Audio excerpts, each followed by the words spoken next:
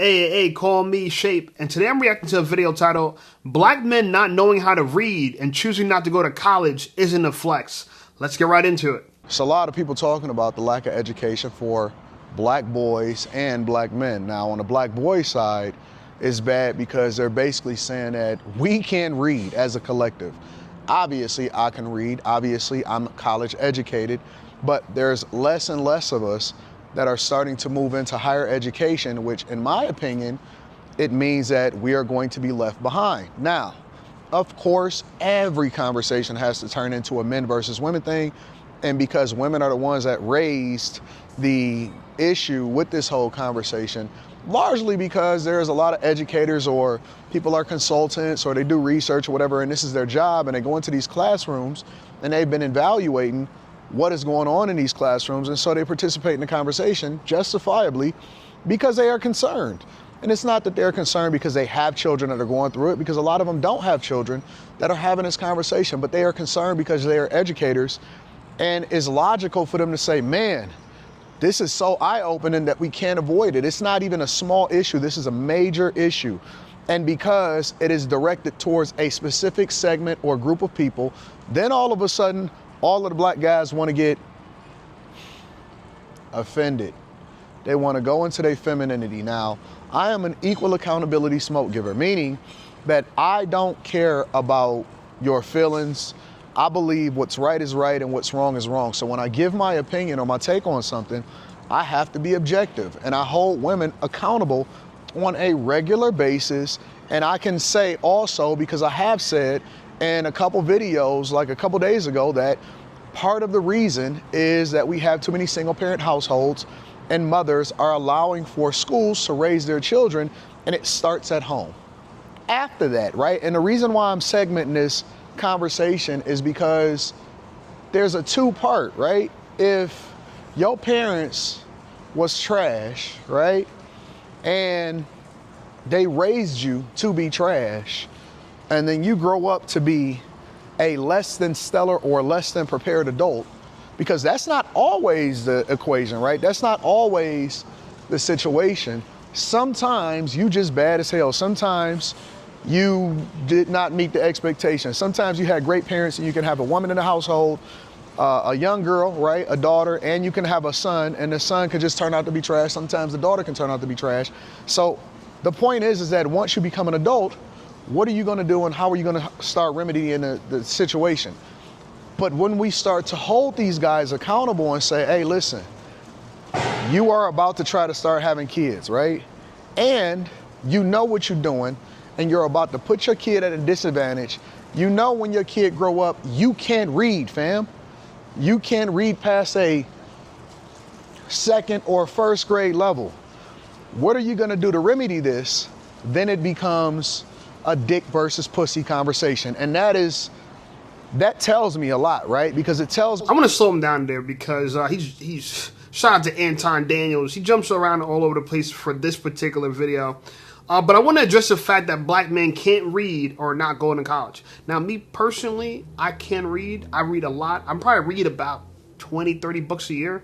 And I reread about 15 books a year. So I'm constantly reading. I like to read. I personally like to read. I didn't like to read when I was in high school. I almost flunked high school, right? I had to go to summer school to graduate high school, right? So I needed to go to college because I didn't pay attention to high school, right? I did poorly in high school. I got left back a grade and I had to get skipped a grade. So I did freshman year twice. So I completely skipped sophomore year, went to junior year after my second freshman year. It was bad. It was bad. I just didn't pay attention. I didn't care. I wanted to have fun, chase girls. I didn't care about school. I didn't have fun, okay? But when I graduated high school and I realized, all right, what am I going to do in my life now, right? I'm like a C student in high school. Like, what am I going to do? I had nothing else to do, but everyone's going to college, so I went to college. And that's when I took college seriously because I had to pay for it. I paid semester by semester at a county college. I went to Middlesex County College in New Jersey, and I paid semester by semester, and that's when I took college seriously. And from there, I never, and I'm talking about never, ever failed a college class. I never did. One, because I paid for it, and two, I actually started to find school very interesting. I actually liked it, okay? But, and then if you want to talk about the household environment, my dad, he didn't come from a bright household. My grandma wasn't that smart. My grandma didn't go to high school. We're from Trinidad. People didn't even go to, people barely completed third grade. My grandfather didn't complete third grade. Okay, a lot of people didn't go to school. But my grandma made sure that my dad did very well in school. She would whoop him if he came. And they used to rate classes in Trinidad by where you are in the class. So, like, the hierarchy. Are you first in the class or last in the class? They used to rate you like that, right? So you could be first, second, third, fourth, fifth. I remember my dad came in fourth. My grandma whooped his ass. And ever since then, he never came fourth there ever again. He only came in either first or second. So she demanded, she had a standard for him that he must perform well. And because of it, my dad's a high academic. Master's degree, working on his PhD right now. He's going to be a doctor. Not a medical doctor, but a PhD. And very smart guy. And I'm lucky because, I think he's, obviously he's more academic than me because I flunked all throughout high school. He did very well since he was a small child.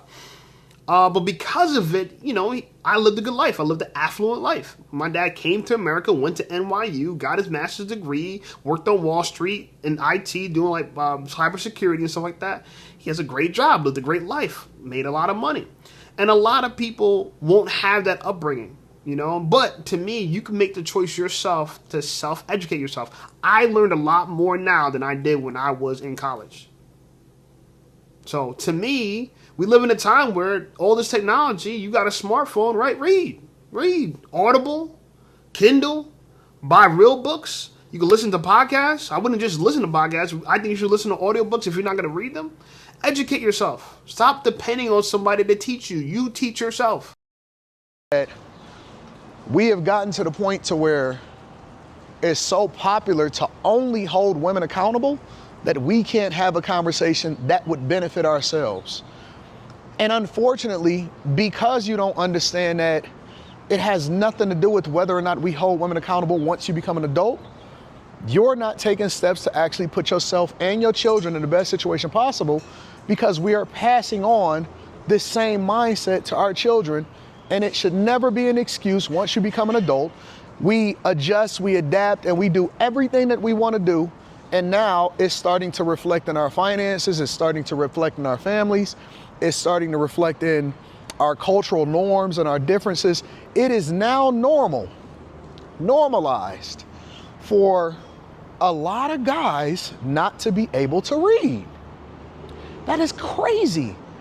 And I was telling Slimmy, and we was having this conversation last night, and I was telling Slimmy, and we were having this conversation, and I said, that's why technology is now your greatest curse, and it's your greatest blessing, because we could leverage it to find resources or self-teach or start to put energy into it instead of being on Xbox or PlayStation all day. Maybe you need to allocate that time towards gaining new insight or teaching yourself or participating in your own success and stuff, and we reject that. We will defend the fact that guys are playing video games at a higher clip than ever, but we won't actually take accountability for teaching ourselves how to read. And it translates into us always having these get-rich-quick mindsets. We want to gamble our way to the top. We want to hurry up and invest in Bitcoin and XRP. And if you ask somebody to explain it to you, hey, explain to me blockchain technology. Why should people invest in this? And I'm not saying that you shouldn't, but I'm saying explain it to me in layman's terms. And I always say from a C student's perspective, they get offended because they can't. And it's unfortunate because now, once you get past the crisis when it comes to us raising our children to where they just got passed along, and it's a lot of factors. One of the factors is that we had this no child left behind BS that was pushed on us from the political agenda, especially with regard to Democrats, because they just wanted to pass y'all through. And the only thing that mattered was the grades instead of matter. You should have been kept back. You should have been held back. You should have been held accountable. But y'all come up there and y'all cuss out the parents or you cuss out the teachers for your children being bad. And so now they pass this no child left behind because our cultural norm is to get you through instead of holding you accountable. You graduate from high school, then you get mad at the system for keeping you down when you're the one that voted for the ones that's actually pushing you through. Let me tell you something. The government system, government schools, I did technically 16 years of government schools, right? I went to high school, 12 years, and then I went to college, 4 years. 16 years. And I'm going to tell you something. Someone that graduated college, is a college degree laureate, right? Big words. You don't learn much in government school. I've learned so much more since I graduated college, which I graduated in 2013. So I graduated college 12 years ago. I know. I'm old. And I should have graduated before that, you know what I'm saying? But I, got locked up in college for fighting, and I got kicked out of school for a semester and went to jail and all this other nonsense. Stuff that you shouldn't do, okay? But the point I'm trying to bring up is this. He talked about, by the way, where the hell is Anton? He's like in some fancy, nice place, right? What place is this? Right? He got a whole open spot to record. It's all nice out and stuff. Shout out to Anton. Anton living his best life. People probably wondering, what's this dude doing? He's walking around making money. Anton Daniels makes hundreds of thousands of dollars a month. Inspiration to me, and this is why I react to his content. You should look up to him as well.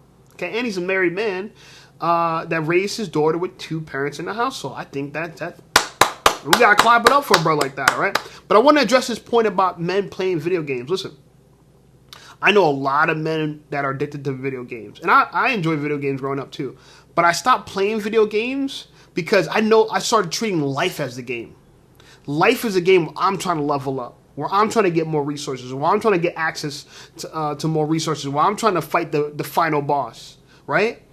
That to me, life has become a game. YouTube has become a game. Making YouTube videos is like playing a video game for me. But the difference is, instead of getting rewarded in video game money, I'm getting rewarded in real money. So to me, I look at this life like this. Your learning curve is going to match your earning curve. The more you learn, the more you're going to earn. A lot of men think, oh yeah, I'm smart. I don't need... Everyone's so arrogant, think they're so smart. Let me tell you something. The smartest people I know read all the time. So if you don't read, if you haven't read in the last 6 months to a year, even 2 years, you haven't read a book in 6 months to 12 years, you are in a lot of trouble. You are far behind. You know how many people don't know YouTube is so lucrative? I am one of the only YouTubers in my circle. I don't know any, I literally don't know. I'm in Jersey, baby. I don't know any YouTubers. I don't know any full-time YouTubers. But let me tell you something. This is the future. And I made a YouTube channel 6 years ago. But I've met people since then. That's not from Jersey, but I've met people since then that had YouTube channels since 2009, 2008. I know people on YouTube. I know 26, 27, 28-year-old black men that are making $300,000 a month on YouTube. Okay, we live in some interesting times. If you don't keep up with the times, you won't know. Life is going to pass you by while you're sitting playing video games. Other people get into the bag. While you're trying to travel around the video games, there's people really traveling in real life around the globe. So to me, look at yourself as you're in an RPG called life, right? You're not an NPC, right? You're a real character, and take advantage of the opportunity. I think I'm excited. I wake up excited about life, making YouTube videos. I have my struggles. I have my ups. I have my downs. But this game of life is fun. It's fun. It really is. It really is. And so to me, if you connect learning, reading to what you're going to earn and the lifestyle you're going to set up, I strongly recommend, as a black man, go read. Go read. And if you need books to read, I got my Amazon affiliate link. Click the Amazon affiliate link below. I got some great books that'll keep you occupied. And that helped me get to the point where I am right now. Okay? Also, shout out to everyone that bought a hat, man. I got new merch on my merch site. So check out my merch, my Shopify. I got a new sweater out right now. It's pretty dope. It's called Jesus Over Everything. Pretty dope. But also, the hats. You can rock the hats as well. And then when you do make a purchase, please, because I want to show support, I want to show love, hit me up on Instagram, send me a DM, screenshot yourself wearing the hat, wearing the clothing. I really love to see it. I appreciate you guys for all the support. Check out some of my other videos, like this video, and I'll see you over there.